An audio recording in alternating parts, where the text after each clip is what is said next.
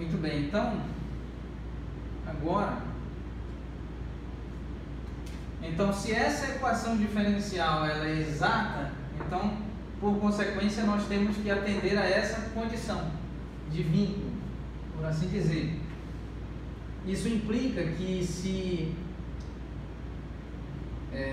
a derivada parcial de f em relação a x dx mais a derivada parcial de f em relação a y dy é igual a zero, implica que a segunda derivada de f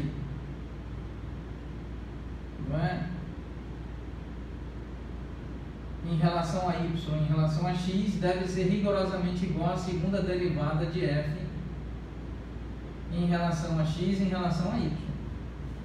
Então, se essa equação diferencial é exata, necessariamente esta segunda diferencial é igual a esta segunda diferencial. Existe uma demonstração detalhada para esse teorema, por assim dizer? Sim, existe, efetivamente existe, evidentemente existe, e esta demonstração nós realizamos detalhada e minuciosamente no âmbito da playlist dedicada a estudar equações diferencial. Trata-se de uma outra playlist, peço gentilmente que cada pessoa faça esse acompanhamento destas demonstrações em detalhes no nosso curso dedicado a estudar equações, no nosso curso registrado e exibido em playlist dedicado a apresentar as equações diferenciais. Então, com base neste formalismo aqui muito resumido, sem a demonstração, mas usufruindo das propriedades desse formalismo de equações diferenciais, nós vamos tentar agora, mais uma vez, voltar para o nosso caso particular. Então, vamos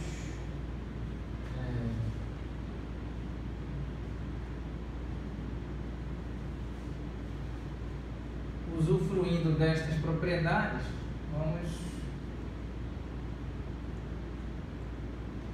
então aqui mais uma vez, se essa equação diferencial, esta é uma equação diferencial exata. Se ela é uma equação diferencial exata, então df é igual a zero, então isso é uma diferencial exata. Diferencial exata. Muito bem. E para que esta quantidade f seja uma diferencial exata, então isso será por consequência uma diferencial exata e por conseguinte deverá satisfazer a esta propriedade. Muito bem. Então agora vamos muito detalhada e cautelosamente analisar a quantidade infinitesimal de trabalho termodinâmico associada a um fluido termodinâmico. Então nós temos dw asterístico, e esse asterístico é exatamente para indicar que trata-se de uma quantidade infinitesimal e concomitantemente indicar que, embora seja uma quantidade infinitesimal de trabalho, não configura-se e não descreve uma diferencial exata. Então nós temos aqui P A dz. Muito bem. Nós verificamos que durante as duas aulas anteriores que nós temos então a estrutura aqui, um recipiente cilíndrico, e então nós temos o eixo x, o eixo y, o eixo z, e a área dessa superfície da tampa fixa e da tampa móvel, essa área é uma função que depende de x e y. Nós sabemos que trata-se de uma função que depende das coordenadas x e y, pois o plano da base da tampa do cilindro, a base do cilindro, que é aqui representada por uma tampa circular, por assim dizer, um círculo com com uma determinada circunferência limitando, então isto está sobre o plano XY, portanto a área depende de XY. E a pressão, não é? Nós sabemos que a pressão aqui depende de Z.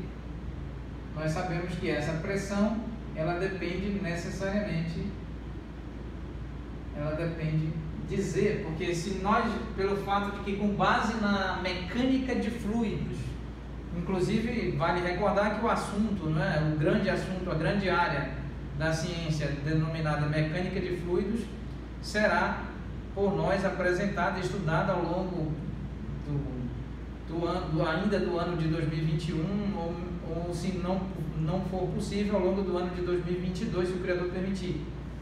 Então nós estaremos abrindo uma outra playlist para estudar mecânica de fluidos, tanto a mecânica de fluidos em regime de estabilidade, né, em regime de estabilidade da dinâmica do fluido, como a mecânica de fluidos, e aí é melhor pensar nesses próximos anos apenas estudar a mecânica de fluidos, tanto a hidrostática quanto a hidrodinâmica, no âmbito do regime de estabilidade, né? Do regime o regime de fluxos de fluido, tal que o fluxo é um fluxo estável, é um fluxo estacionário, melhor dizendo. Então nós estudaremos fluxos de fluidos cuja dinâmica é estacionária, pois quando o regime é do tipo não estacionário, então o tratamento matemático e de cálculo numérico e de análise numérica certamente demanda métodos computacionais e então nós precisamos planejar melhor para apresentar no quadro, por exemplo, métodos de cálculo numérico que exigirão muito mais espaço e muito mais paciência com calculadoras para nós realizarmos. Então, nesse momento, em breve, nós estaremos iniciando mecânica de fluidos em regime estacionário. Muito bem. Então, aqui a pressão do fluido depende do eixo Z, pois à medida que nós escolhemos um ponto do fluido, não é? E esse ponto do fluido dependerá necessariamente, não é, da profundidade, por assim dizer, não é? Então,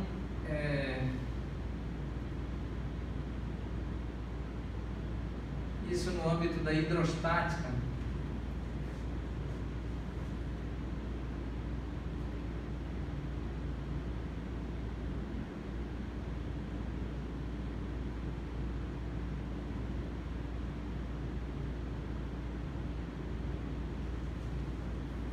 Apenas observando as notas de aula.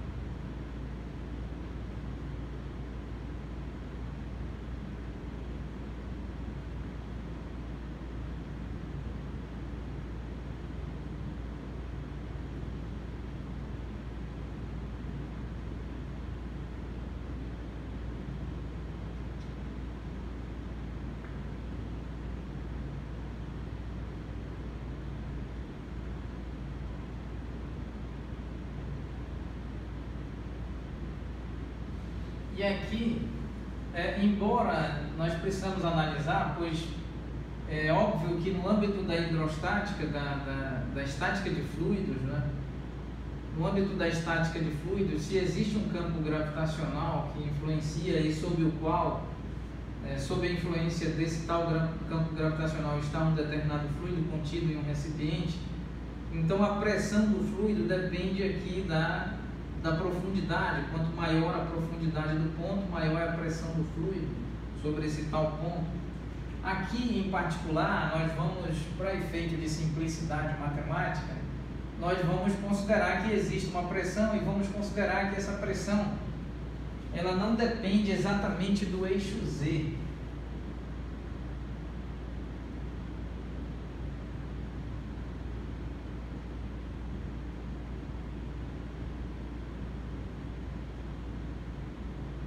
Vamos considerar que essa pressão é aproximadamente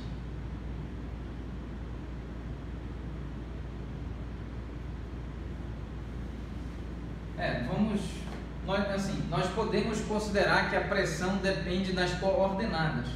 bem como nós podemos considerar, para efeito de simplicidade algébrica e simplicidade matemática, que a pressão não depende da coordenada. Nós podemos fazer as duas análises. Então vamos aqui generalizar, não é? Vamos simplificar. Vamos considerar que essa pressão é uma pressão constante, assim, que ela não depende, essa pressão não depende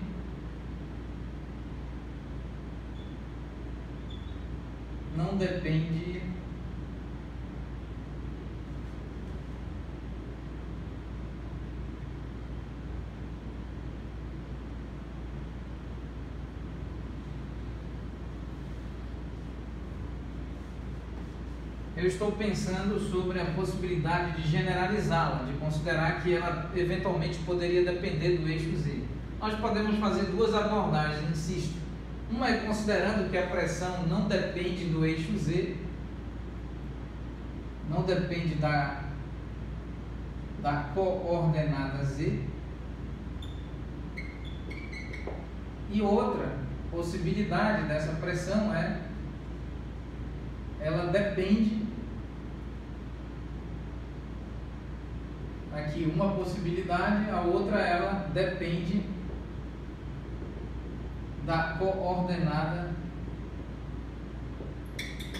ela pode depender ou não. Muito bem, então aqui a área depende de x e de y, depende das coordenadas x e y. E então vamos agora tentar analisar. Então dW, vamos reescrever dW da seguinte forma. Vamos escrever pressão P, ainda não vamos afirmar se ela depende ou não depende da coordenada Z, vamos manter como está, para nós analisarmos por fim se haverá alguma alteração, ela dependendo ou não da coordenada Z. Aqui a área dependendo de x e de y e aqui dz. Muito bem, esse W asterístico, DW asterístico, pode ser reescrito, DW asterístico, pode ser eventualmente reescrito da seguinte forma: 0 multiplicado por dx, mais 0 multiplicado por dy, mais pressão multiplicado por área dependendo de x e y, dz. Então, agora nós vamos tentar analisar esse tipo de equação e agora vamos mais uma vez usar esse lado do quadro para tentar fazer uma nova, uma expansão, uma generalização dessa abordagem.